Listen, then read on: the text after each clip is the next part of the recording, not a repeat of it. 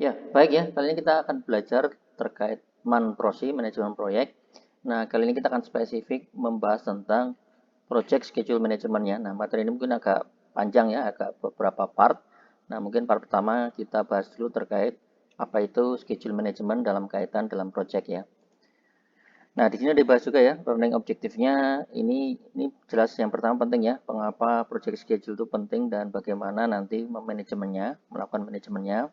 Kemudian aktivitasnya apa saja, kemudian kita akan perkenalkan juga nanti ada namanya network diagram, kemudian yang keempat ini kita akan coba lihat relationship atau hubungan antara antara mengestimate resource, jadi kita akan mencoba mengestimate resource dan jadwal ya, ini mungkin menarik ya. Kemudian ada juga terkait dengan tools dan teknik untuk membantu estimasi ya. Jadi nanti ada beberapa tool, contoh misalnya di sini ada namanya Gantt chart untuk planning dan tracking. Kemudian nanti ada PERT part, Program Evaluation and Review Techniques. Nah, mungkin ada beberapa PDM dan selanjutnya mungkin juga akan dibahas ya. Kemudian yang selanjutnya kita akan ngecek dan beberapa isu-isu yang terkait dalam project schedule ya. Kemudian software-software apa yang akan digunakan dalam mengembangkan atau menggunakan terkait dengan namanya schedule ya. Oke, nah ini kita bahas dulu ya, mengapa project schedule itu penting ya? Ya memang penting seharusnya ya.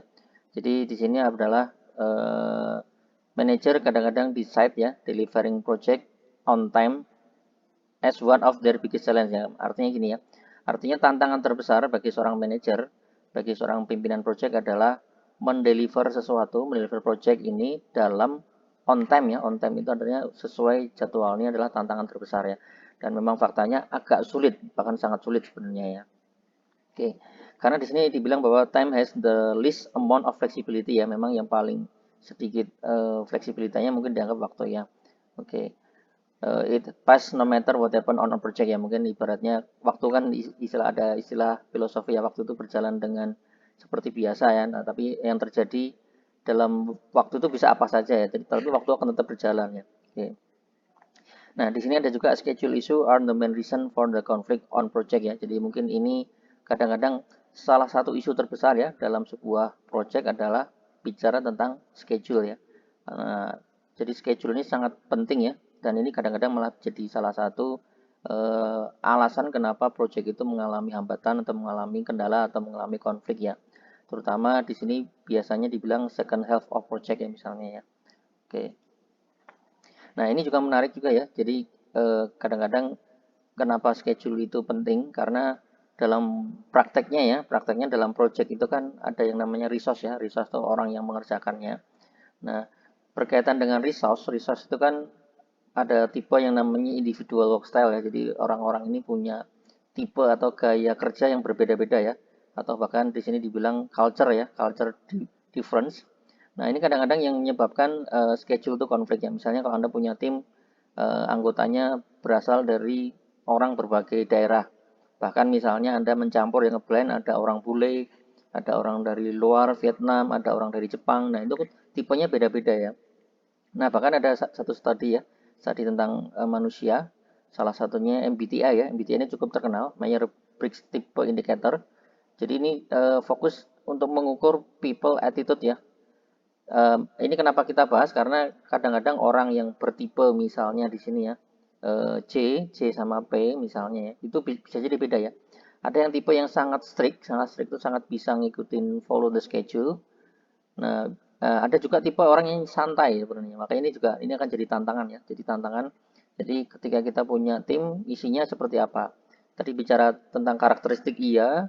Kemudian yang kedua adalah culture ya. Culture itu misalnya kita lihat misalnya orang Jepang terkenal dengan disiplinnya. Kemudian kalau orang Asia Tenggara atau orang Indonesia mungkin terkenal dengan apanya ya. Nah, different culture ini mungkin kadang-kadang akan menjadikan tantangan juga ya. Kadang-kadang akan have different attitude ya about schedule, dan kadang-kadang yang unik akan mempengaruhi juga, misalnya ada orang yang gayanya malas jadi tertular ikut malas ke teman-teman yang lainnya. Nah, ini yang kadang-kadang harus dijaga sebenarnya. Jadi schedule dan resource di sini kalau dalam bahasan ini agak dikaitkan ya, karena memang penting ya. Oke. Nah, ini ada sedikit cerita ya, sedikit cerita di tahun 2002 ini ada satu kegiatan ya, Winter Olympic.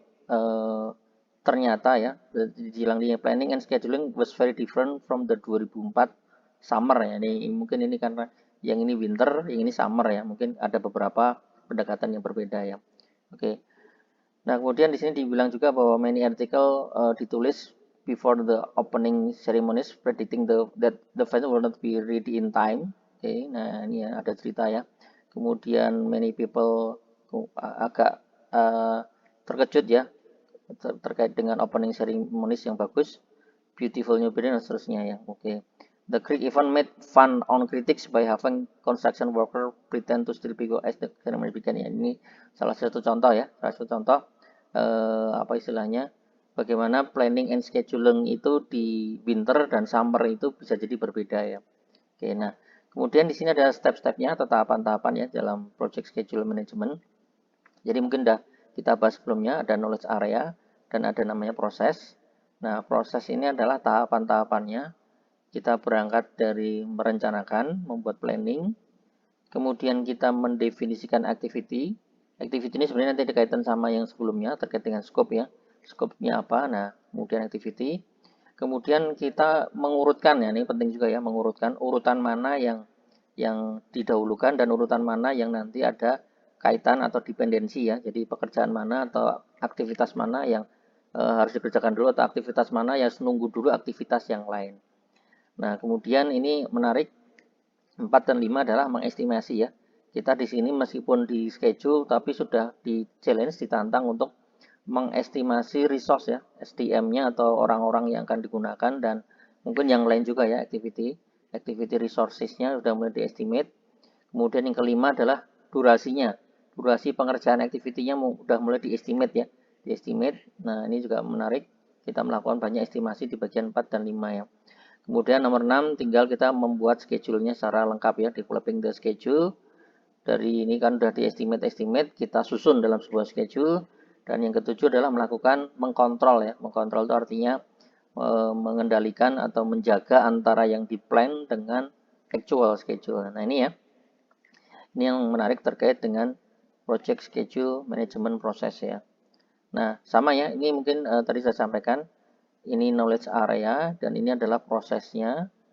Jadi kurang lebih kalau di yang tadi ya lebih masuknya nomor 1 sampai 6 ini bagian dari planning ya, bagian dari planning. Kemudian control schedule bagian dari MNC ya, monitor and control ya. Jadi memang fokus di dalam project ini ada di bagian planning, merencanakan dalam perencanaan dan bagian yang selanjutnya adalah bagian mengkontrol ya. Jadi saya sampaikan kembali fokusnya adalah di bagian planning dan kemudian mengkontrol schedule. Dua-duanya sama pentingnya ya. Jadi planning, kalau planning merencanakan, kalau kontrol adalah mengecek atau memvalidasi apakah apa yang kita rencanakan sudah dieksekusi sesuai dengan rencana yang sudah dibuat atau belum ya. Oke, nah jadi gambarannya kalau kita gambarkan dalam ini ya, dalam sebuah timeline ya, nanti akan kebanyakan di planning sebenarnya, akan banyak di planning. Kemudian akan diikuti dengan monitor kontrol yang berjalan ketika project sedang dijalankan ya. Oke, jadi demikian dulu ya pengantar terkait schedule management. Nanti di part selanjutnya akan kita bahas masing-masing detail dari masing-masing proses tadi ya. Oke, terima kasih. Kita lanjutkan di part selanjutnya.